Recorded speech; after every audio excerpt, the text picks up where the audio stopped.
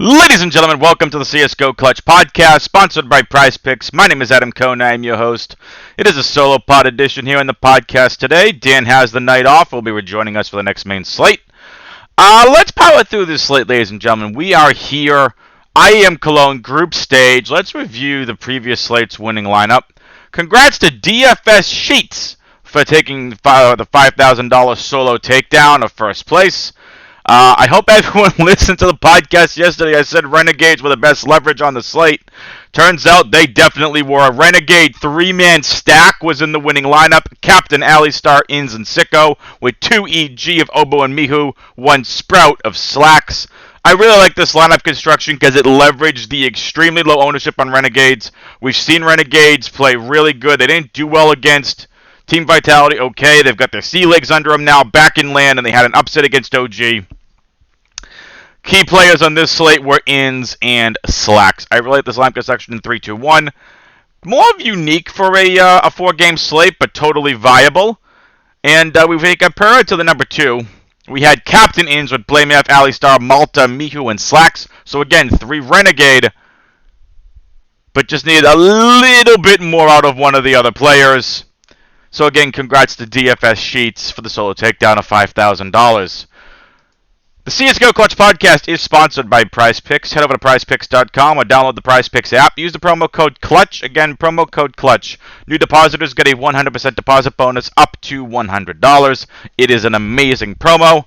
And if you're watching us on YouTube, which is the place you can get this right now, as Dan and I are taking a look into several podcast avenues to make this rather than a YouTube exclusive. We're looking into several podcast avenues as well. So on YouTube, hit that like button. Leave a comment down below, hit the subscribe button, and hit the notification bell. That way that you all know every single time one of these podcasts drop. Definitely hit that like button and subscribe button. Really helps out for the YouTube algorithm, and we want to continue to grow this podcast. Shout out to all of our listeners. Let us know if we've been helping you, what you like about the podcast, what you don't, you think could be improved, and if you all are winning money, we'd love to know about it.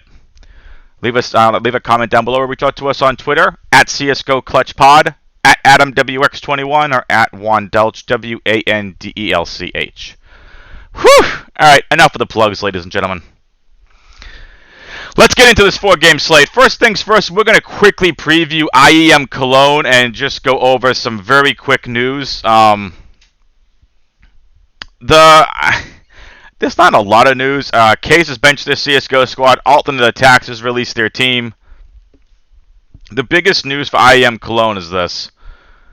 Heroic are going to compete from quarantine after a player tests positive for COVID-19. No one's showing symptoms, which is awesome.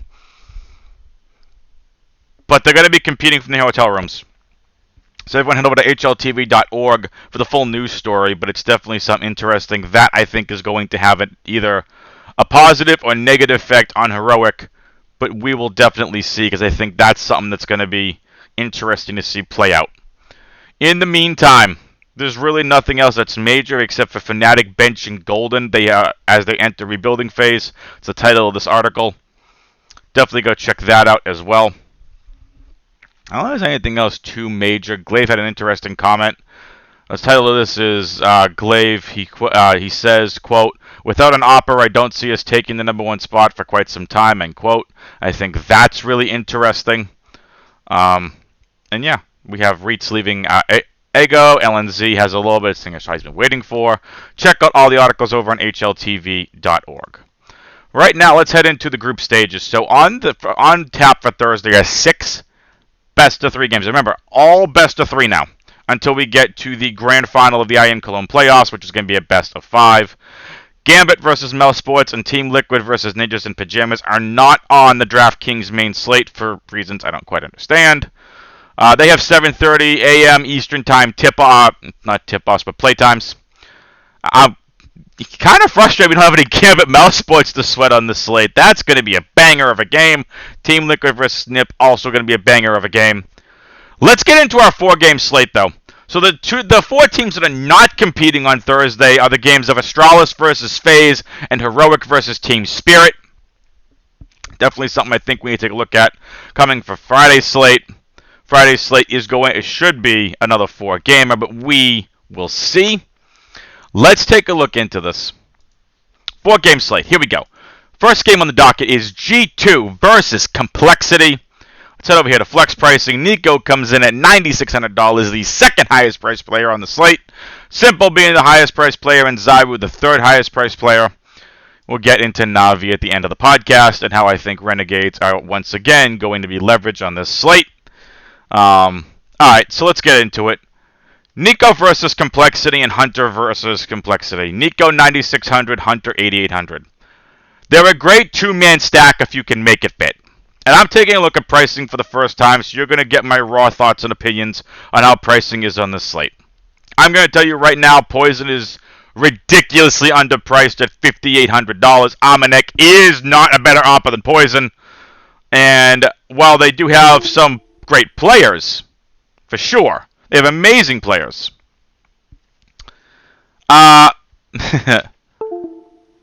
What's interesting is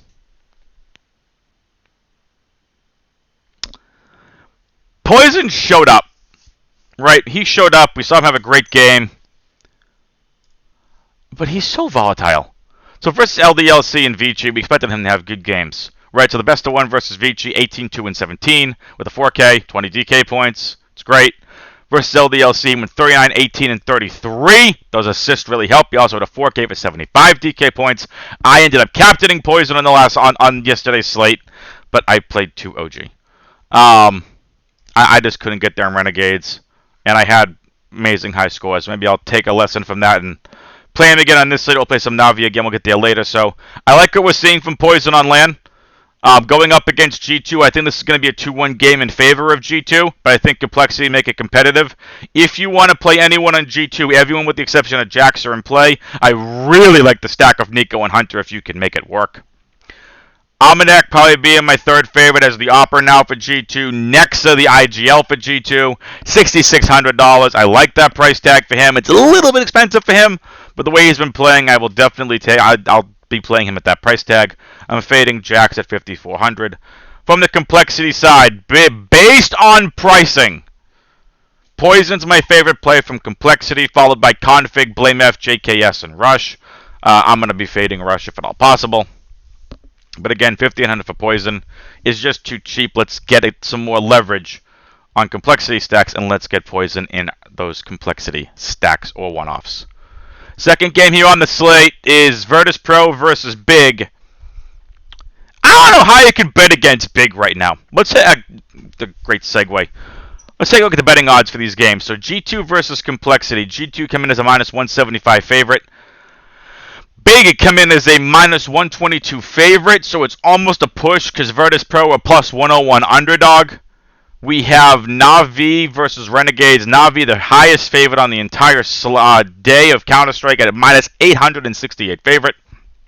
And Team Vitality come in as a -196 favorite versus Furia. I think Big's the way to go here. I have no problem playing some Virtus Pro on this slate. Yakindar extremely underpriced at $7,600. But you say, Adam, why is he underpriced? He's been playing like crap. I completely understand. No problems whatsoever if you want to play him. I think we'll get to the Virtus Pro side first since they're first on the list. Yakindar probably my favorite because he's 7,600, followed by James, Kickert, Buster, and Sanji. The fact that Kickert is at 6,800 I think is interesting. We've seen how good he's been playing.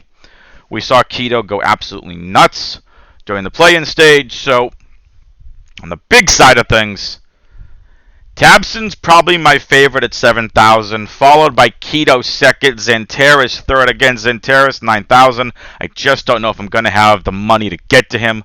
Searson at 7,800 is also very interesting, but it's versus James. I will definitely be taking the James side of things over Searson. No disrespect to him, but I also like Searson. If you want to go Searson 3, Xantares 4, I got no problem with that whatsoever. No interest in Tizian on the slate. Next up here, we have Team Vitality versus Furia. Team Vitality busting their way through to the Cologne play-in stages. Zywu, the third highest priced player on the slate, I think says a lot. He's $9,400. I think he's going to be very popular. Furia right now are struggling. I think Team Vitality has a fantastic shot to go 2-0 versus Furia.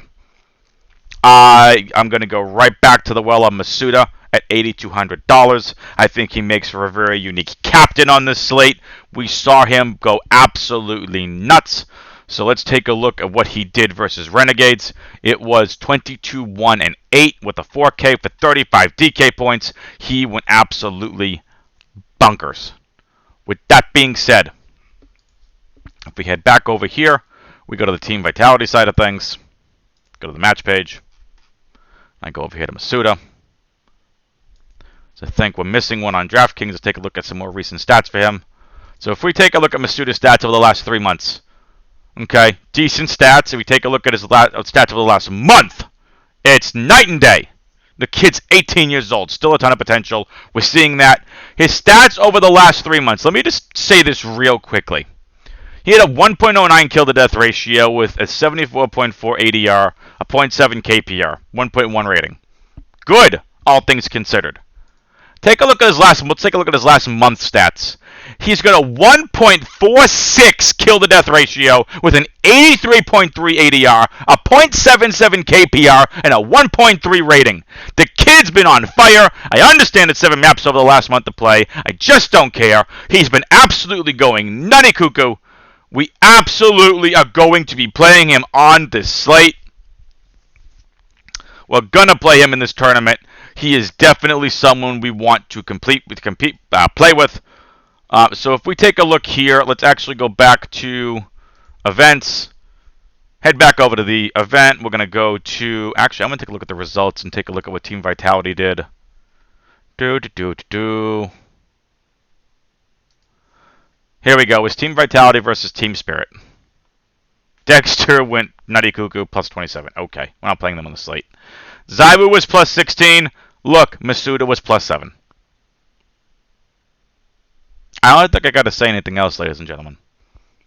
I really don't. Shox was minus 7. Chiojin minus 17. I understand Dexter went crazy. I think Masuda captain with Zaiwu, I think, makes a very unique lineup construction. Again, like I was saying before. If you want Nico and Hunter, is very expensive. Zaiwu and Masuda are going to be very expensive. Electronic and Simple are going to be very expensive. You can probably only fit one of those combinations if you want the high-priced players in your lineups, ladies and gentlemen. With that being said, I think Captain Masuda makes for a very unique captain on the slate. My favorite captain on the slate as of right now. Again, I'm looking at pricing with all of you for the first time. And I like pairing him with Zaiwu. In order of players I like, I think Shoxy shows up here. So I'd be interested in Shox at 7,200. Apex at 6,400, fourth. I really don't have any interest in Kyojin outside of large field GPPs on a 20 max or above, getting a little bit of exposure to him. Kid is talented, but still learning at the tier 1 level. On the Furia side of things, I don't really have any interest in Furia. Large field GPPs, 20 maxes and above, maybe even a 3 max. You want to take a one-off on Furia, or you want to stack them. I'm fine with that. It's K Serato that's been showing up for them the most. I would go K Serato, Art, then Yuri, followed by Vinny and Honda. Again, Honda coming in replace of Junior. So we're going to see what this team looks like on LAN. You know, they've been boot camping for a while, but I think this team is they're struggling right now. So that's something to keep an eye on this slate. With that being said, let's take a look here on the final game of the slate. I teased it earlier. It's Renegades versus Na'Vi. I think Renegades, once again, are going to be the biggest leverage on the entire slate. Do I feel as confident in this slate as I do yesterday? Yes and no. Yes, somewhat, I guess is the best way to say it. My favorite from Renegades are going to be Inns, Hats, Alistar, Malta, and Sicko in that order. I think Inns and Hats makes for a great 1-2 combo. It makes for great leverage. It makes for great salary savings. Inns is the highest priced player from Renegades at 7,600. Alistar is 6,800. Hats at 6,000. Sicko 5,200. Malta is extremely underpriced at $4,200. Makes for a great salary saver. A good one-off if you want to play guys from the other 3 games and fade Na'Vi. On the Na'Vi side of things, the heavy favorites, I expect them to win this game. I'm picking them to win this game. I think Na'Vi win 2-0, but again, I'm going with Renegades beating Na'Vi as leverage to play them in DFS, but I think from a Counter-Strike standpoint, I really don't see. I mean, there's a scenario where Navi loses.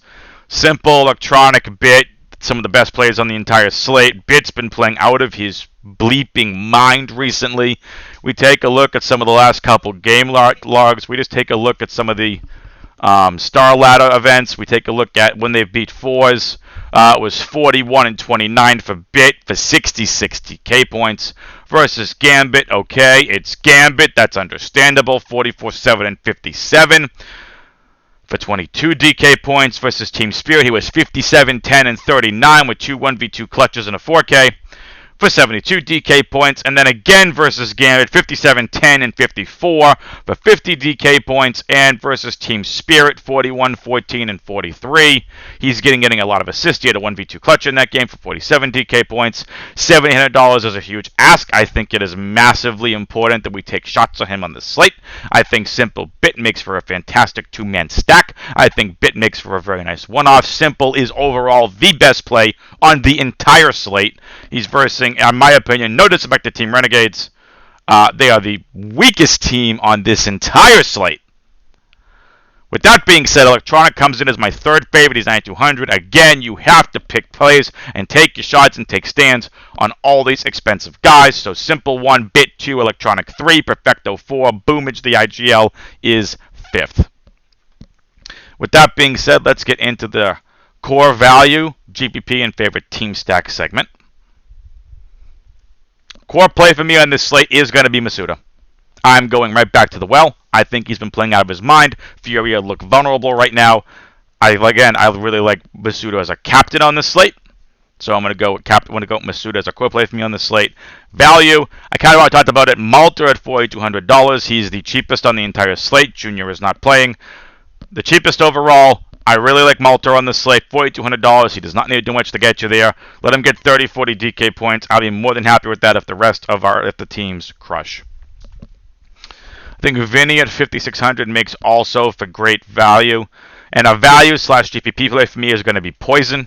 More GPP plays on this slate for me are going to be the likes of Tabson at $7,000, Amanek at $7,400, Inns at $7,600, and I'm going to go also with James at $8,600. Favorite team stack for me on this slate is Team Vitality. Let's head over to Prize Picks real quick. Let's go refresh the page here. Head over to the CSGO tab, and let's take a look at what we have to work with here. I don't know much about this Torsey guy, but 42.5 versus the Limby Vikings really stands out to me as someone I want to go under on. We can actually take a look at those stats real quick. We head over here to matches. Let's take a look at what's going on for tomorrow. So this is going to be the first time we see the new Mouse NXT Academy group. Let's head over here. Let's go to Torsey. And we got the last stats. Let's take a look at his stats over the last 3 months of play. Okay, the kid is really, really good. He's got a 1.41 kill to death ratio, 85.4 ADR, 0.85 KPR. The kid's nuts. He is an opper. His stats have been absolutely outstanding. Taking a look at these stats here now. Yeah, I'm going to absolutely say that I'm going to go over on Torsey. These stats are nuts. I mean, he's played in Tropic. He went 27 and 17, so that's 40. That's 44. That's gonna crush that price tag. So I think we're gonna go Torsey. We're gonna go over 42.5. That's why we do our research, ladies and gentlemen.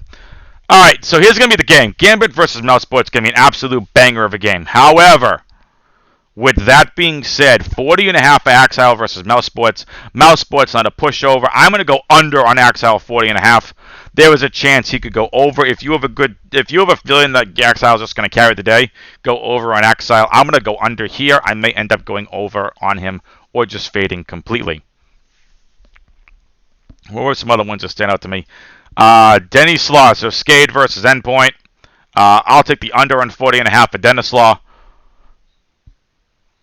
And that'll be my 3 prize picks for today. Thank you for tuning in, ladies and gentlemen. We'll be back for another edition of the CSGO Clutch Podcast for the next Draftkings main slate. Again, don't forget to like this video, leave a comment down below, hit that subscribe button, and hit the notification bell. That way you all know every single time one of these podcasts drop. For Dan, who's not here tonight, who has a night off, I'm Adam. Good luck on this slate. Latest, peoples.